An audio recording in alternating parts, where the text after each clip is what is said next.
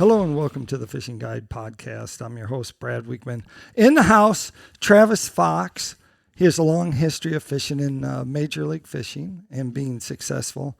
And so, not to bore everyone, so I'll just hit the highlights here. Started co-angling, had your first win in 2002 on Table Rock Lake. I don't know how much you caught, probably 50 pounds, knowing you.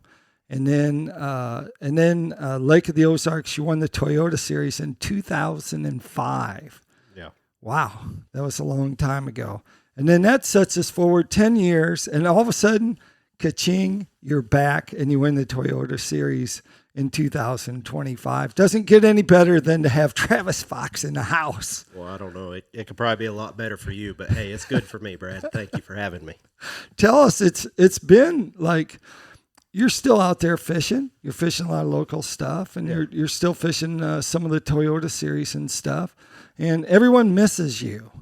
You need to come back, maybe more. Yeah, I've got things change though, don't they? I've got a good sponsor that he's always next year's your year, bud. Next year's your year, and he's really rooting for me. And of course, anybody that knows me and my fishing career knows my mom is by far my number one fan, and she's.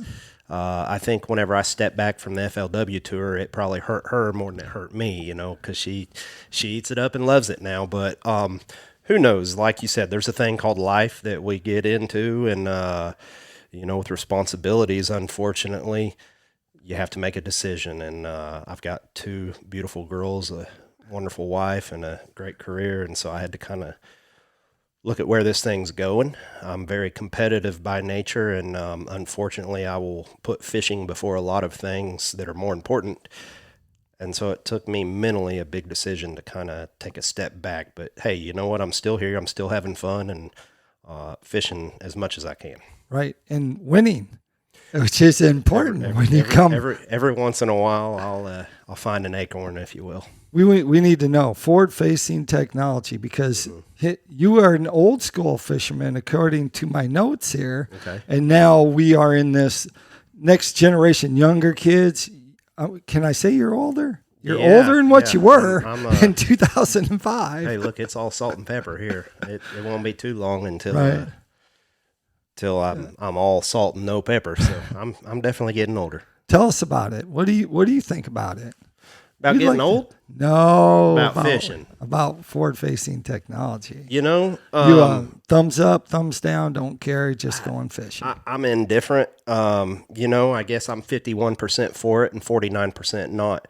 I say 51% because it's invigorating. It brings new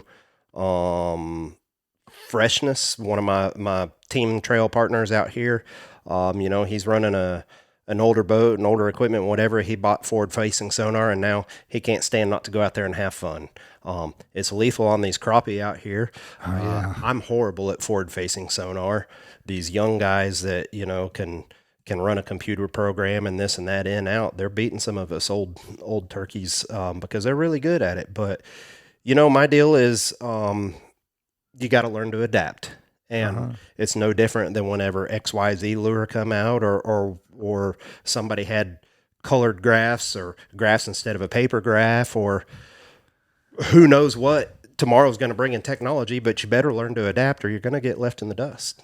Right. And so we had talked earlier, and we're going to throw this out. We had talked about Murray Lewis. Oh, yeah. And how and we have a lot of people that listen and watch the show in Northwest Arkansas and know about Murray, and so tell us a story that you have about Murray. If you had to explain Murray Lewis to someone, if you ever were on Beaver Lake and you drove down Beaver Lake and you were in the river arms and you saw a bass cat, that was Murray. He was out there fishing and catching, not just fishing. That dude was catching. I do a lot of fishing. He did a lot of catching. How long we got? Because I could bend your ear with awesome stories, and we could laugh out loud for sure. When was the first time you outfished him?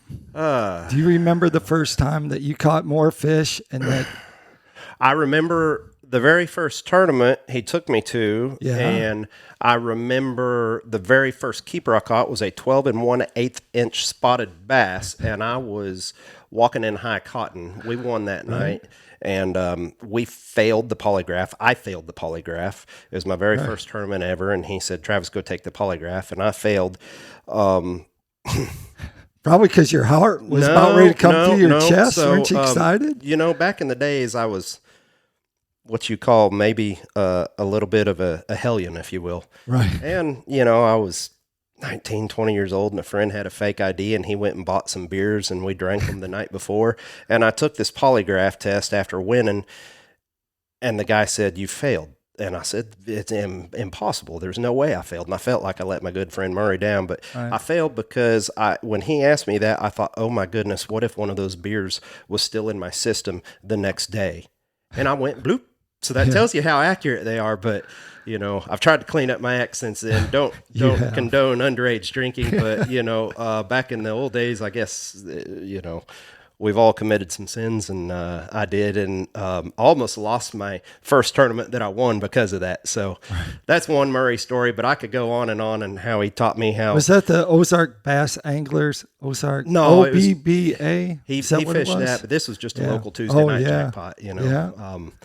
Back when they were really, really, really fun. You remember some of those days out here. They were a good time. But yeah, he was a good one, a dandy.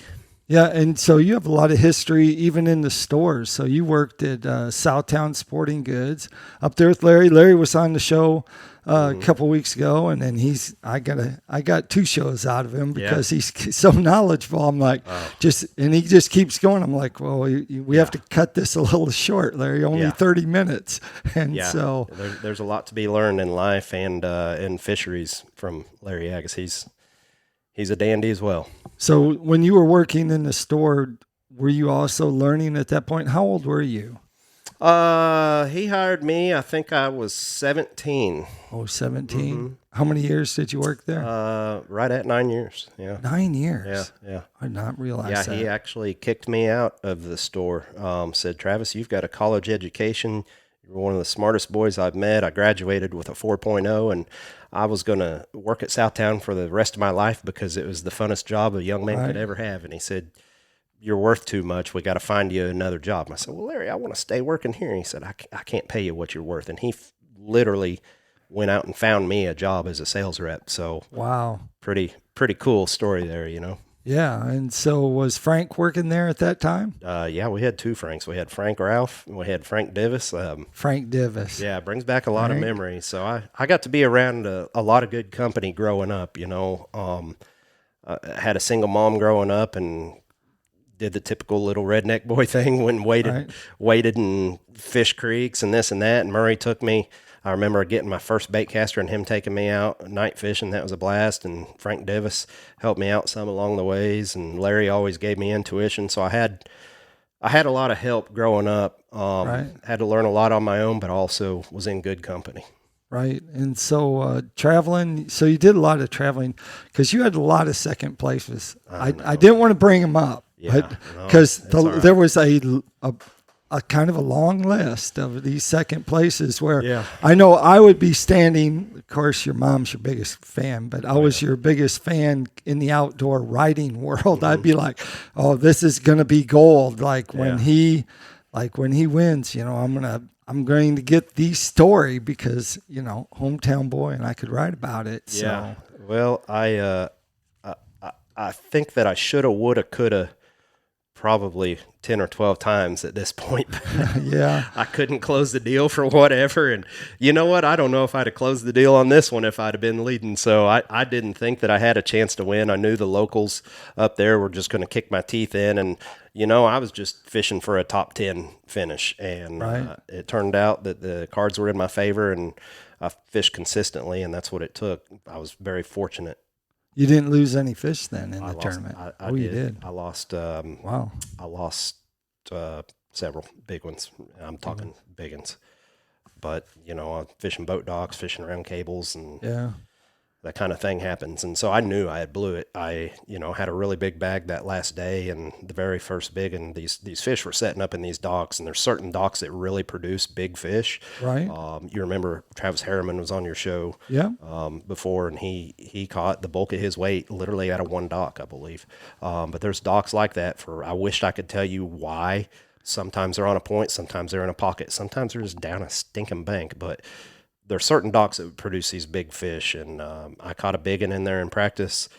Took my co-angler. I was fishing out offshore, and he said, "Can I throw in that dock?" I looked at the waypoint, and I went, "Oh, yeah," because I knew that the good stuff was down on the other end of the dock, and it was the wrong dock. And he made a cast, and I went, "Uh-oh," when he caught a big one. So I went back in there in the tournament, and very first bite, a lunger just pulls, and I'm like, "Oh, this is going to be a big," and I set the hook, and it pops. And that fish has the tenacity to come up next to my power pole trolling motor and throw my bait right back at me. And it was a 4 or 5 pounder, and I knew right then I'm done. You can't make those mistakes and still win. But Right. somebody was looking over me that day, and I did. I made it. Isn't that cool? That's cool. So you have a Basket on your jersey, yeah, and so you run the Basket. You have a 500 horse, a spare one in your backyard that you've been running, and you and Rick go out there racing. No, I kind of got a 500 horse because I just ordered a new Mercury that got here last week because I'm getting ready to get another boat. So in that aspect, in Arkansas, 250 and 250 is 500, so I kind of do, but no, we can just run 250s. Have you ever been in a boat with Rick?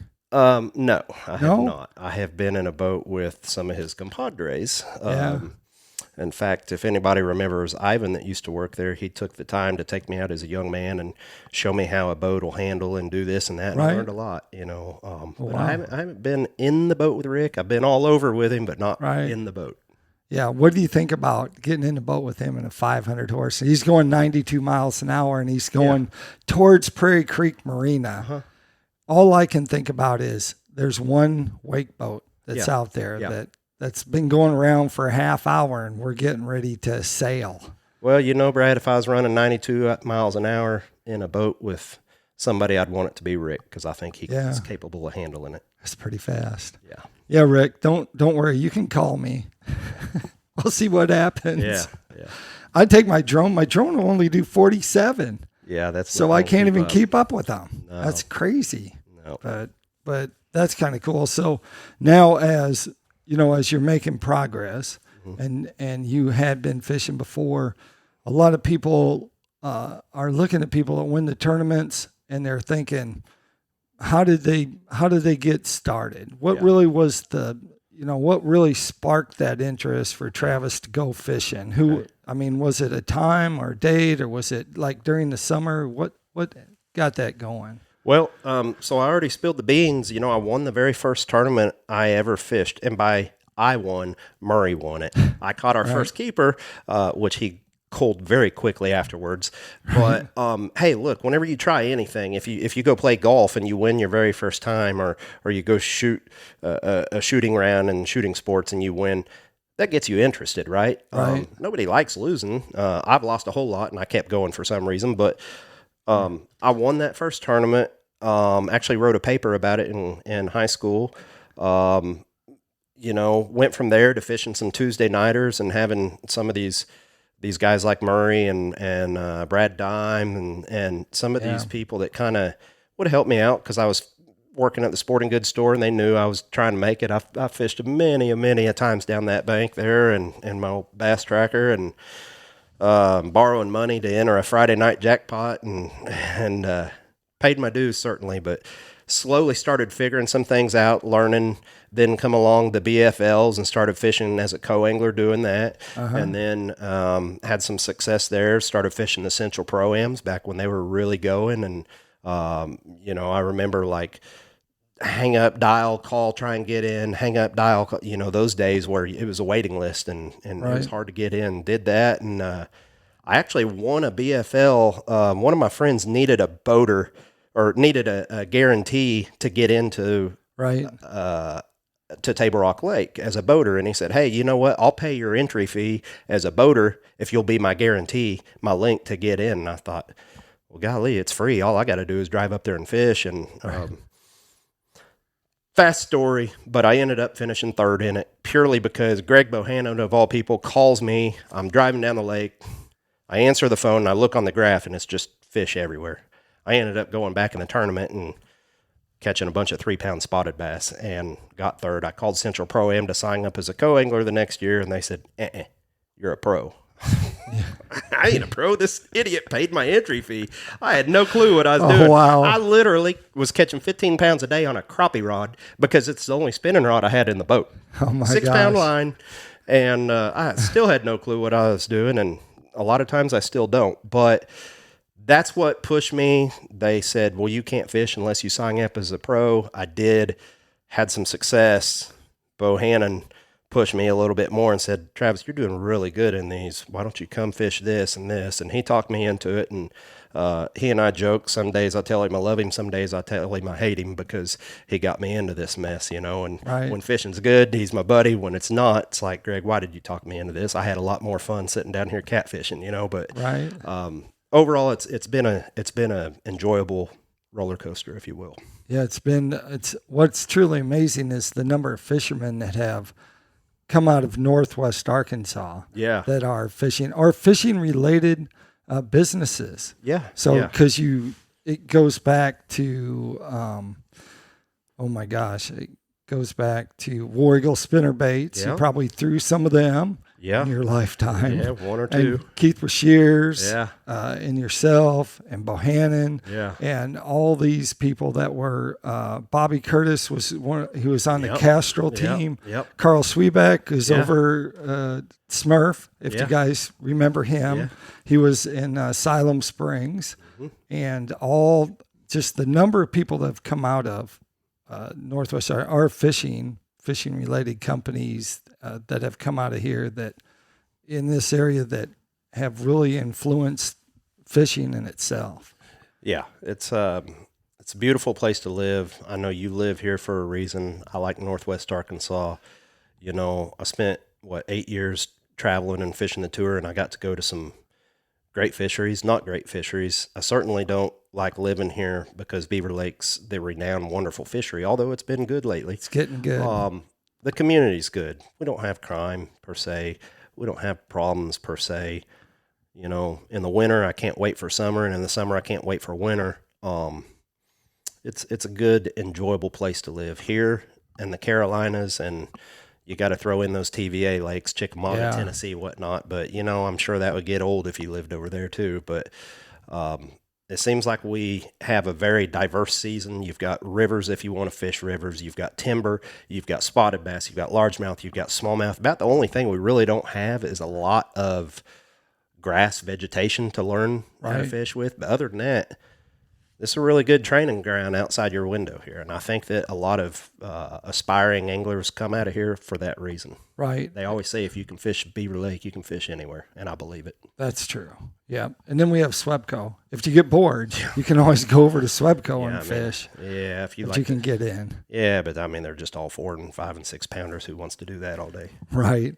What's your favorite place? What's your favorite reservoir to fish? If you could just go and fish, Okay, take I your got you. kids, I take your got you. family, and they're sitting at the Yeah. Airbnb and Yeah. relaxing, having some Kool-Aid or, enjoying their day. Mm-hmm. Where would you go? I know where I'd go.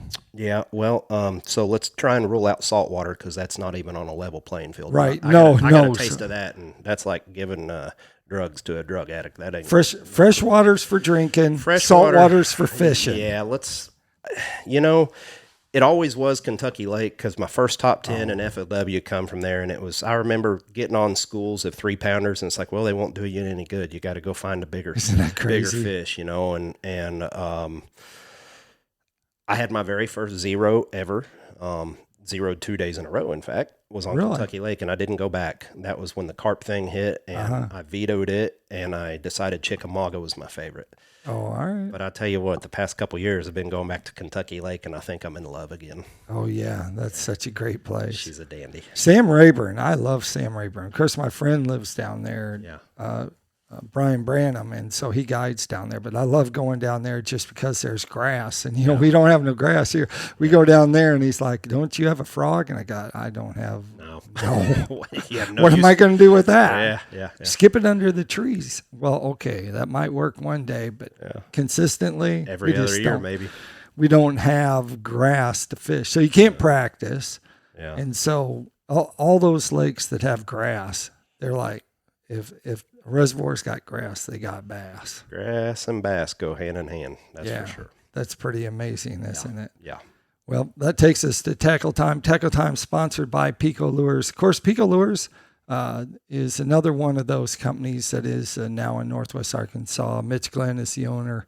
And PICO Lures has a complete line of hard and soft bait. So anything you're looking to go fishing with and catch game fish, you can go to picolures.com. Our other sponsor is B&M Poles. Now people like either to trout fish or brim fish or catfish or crappie fish. B&M Poles has a pole that you can use to do that. And of course, we're getting ready to go in and chase some roamers with this colder water, and the crappie cast, the Godwin crappie cast, that's the pole to get for that. That's a pretty special pole for that, but check them out at bnmpoles.com.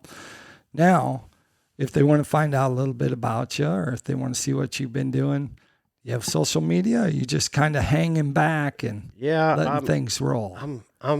I'm on social media. Just I don't have a fishing webpage. Some of the sponsors have kind of pushed me to, but the problem is I've got so many friends and family and fans that know that I don't have a professional page, that I just run my own page, and so I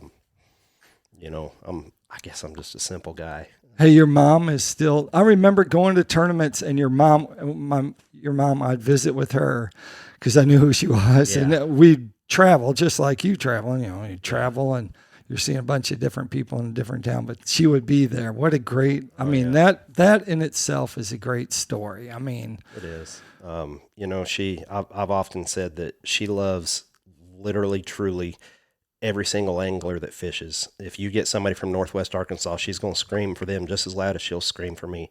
And she wants, I might have a disagreement with this person or that, and I'm probably not going to root for them, but my mom, she just too good of a person. She'll root for them. Now she wants her baby boy to catch more fish than her or than them, but she wants them to have the best day of fishing they ever had. She just wants me to have a little bit better, but she supports the industry. She has a blast with it. Her heart is truly into it, and she thinks it's wonderful, and getting to have people that around you, that's pretty cool. Yep. Well, like I always like to end the show, make sure you keep your hook sharp, your lures in the water.